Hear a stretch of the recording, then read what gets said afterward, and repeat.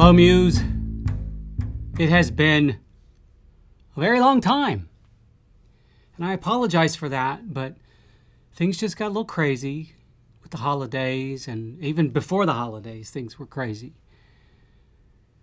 But here I am. I'm not going to make excuses, and I'm not going to explain myself. Because things happen. Life happens. And here I am. And I have something that I want to share that I think is an important lesson that every artist can learn something from. Prior to my short-lived hiatus from our little discussions, I got a call from a theater company that I worked with for a very long time. The theater company is Stage One. They're one of the largest and most highly respected children's theaters in the country. And I served with them for 10 years as a resident company member. Now, a resident company member effectively means that you are hired in to do a whole season. So regardless of what the shows are, they hire a small resident company, and then they kind of plug each actor in as needed. And when they need to bring in more actors, they hire them in per job. But as a resident company member, you are there to perform the entire season. I did that for 10 years with them. And I then took a hiatus from acting and retired and pretty much focused solely on my writing career. And then after a while, obviously, I went back to acting. I did a couple shows. I did Die, Mommy Die, and then I did Cabaret. And after I did Cabaret, about a week after Cabaret closed, I got a call from Stage One, and they said that somebody had dropped out of a show and they needed me. They wanted to know if I'd be interested in filling in. And I, of course, said yes, because I truly loved my time with Stage One. It was magical. It truly was. And so I signed the contracts and blah, blah, blah, got my script, and I started memorizing. And we start rehearsal next week for this show. The show is Tales of the Fourth Grade Nothing, in which I play the dad, me playing the dad. Back when I was a resident company member of Stage One, I played all the kids. But now I'm playing the dad. The dad. I'm getting to that. So as I've been memorizing the lines from the script, I had previously to starting the memorization process, I finished the first draft of my next novel, Dracula Theory, and sent that on to beta readers. And then I started writing a new stage script called The Most Fabulous Murder Mystery. And then I said, oh wait, I can't do all these things at once. My creative energy can only go to one thing at a time. So I set aside The Most Fabulous Murder Mystery and started memorizing my lines. And during the process of memorizing my lines, something kind of hit me. Something that I knew from a long time ago, from my 10 years of working with Stage One. That one of the beauties, one of the most wonderful things about working with and for a company like Stage One is the fact that you're not doing this for your ego. Why do I say that? How can an actor say that they're doing something not for their ego? Working with children's theater is a special beast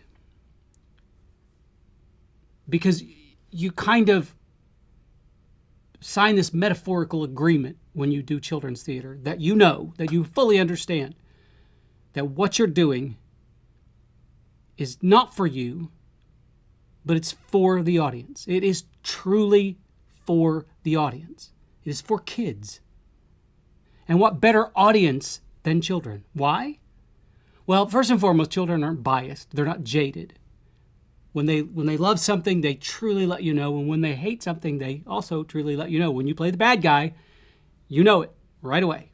When you play the good guy, you also know it right away. But the thing is, when you're doing adult theater, you're trying to convey some oftentimes esoteric or existential message. And sometimes you'll be thinking what you're doing is really important, like with Cabaret. It was a really important message at the time. And we did everything we could to convey the importance of that message to the audiences and hoping that they would catch it. But with children's theater, it's different. Because the messages that you are giving to the audiences are far more simple. But they're also at the same time incredibly important. Like the message of accepting yourself. And how important is it to be able to help a child understand the idea of accepting themselves for who and what they are? It doesn't really get any more important than that. And when you realize that, it all of a sudden becomes not about you, it becomes about them. It becomes about making sure that this audience gets the message. Not forcing it down their throats, but just offering the message to them in the most simplistic and understandable way you can. With a flair of the artistic and blah, blah, blah. But it is truly your job to pass that message on to this audience and say, here you go. Here's something you might not learn in the classroom. This is not reading, writing, and arithmetic. This is about you. And this play and these words and this character and this message is all about and for you.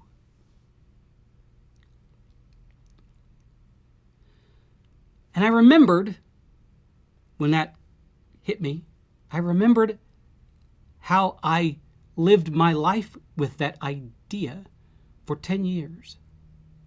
And that my art was truly about someone else. It was about giving to someone else. It wasn't about me. It wasn't about my craft, although my craft was directly involved, but it was about handing a gift to someone that might not otherwise get this gift. And I remember one performance we were doing, Jack and the Beanstalk. And it was a really fun production. We were just really goofy and having a lot of fun. And I remember there was one moment where I had to climb this big metal scaffolding as the Beanstalk. And I run around the stage. I'm being chased by this giant. And I run around the stage. And right before I get to the scaffolding, there's a little child in a wheelchair. And he's looking up at me as if everything else in the world and his handicap had disappeared. And the only thing in existence was this moment. And I couldn't help myself. I stopped and I looked at the kid and I wrapped my arms around him and I hugged him and I said, I love you. And he said, I love you too.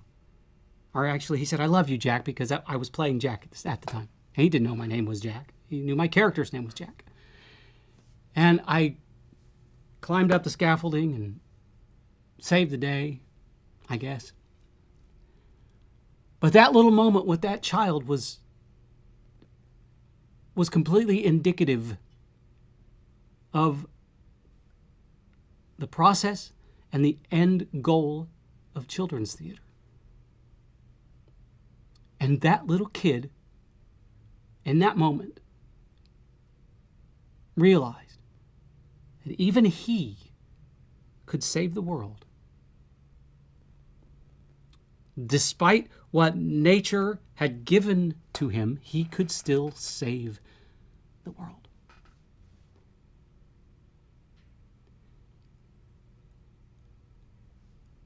And once I remembered living with that for 10 years, it dawned on me that maybe this last decade or so as a writer, that I wasn't living by that. That I was, for a time, I was too busy trying to get out as many books as I can and making, inadvertently making it about me and my words instead of making it about what I give to the audience, what I give to the readers.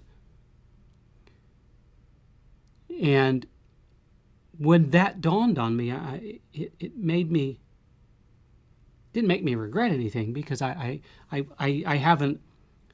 haven't been driven by my ego for a very long time, partially because way back in undergraduate school, my ego was kind of demolished by the chairman of theater. But I believe now I have been reacquainted with that one driving force that allowed me to be an artist without an ego. Well, theoretically without an ego. We all have egos. We can't live without our egos. But to be an artist and not have your ego be the driving force behind your art makes you more approachable, makes you more real, makes you more grounded, makes you more in touch with yourself, your art, and your audience, and keeps you tethered to reality. And sometimes we artists tend to get untethered to reality. And we forget that when we have a message in our art, it should come first. I've written a few books, like, for example, the Shiro series, that carry with it that same kind of message that a lot of children's theater has, in that accepting oneself is tantamount to peace, to inner peace and happiness. And I've tried, like Frankenstein theory and Dracula theory. The message for that is that mankind can have a propensity to be the monster.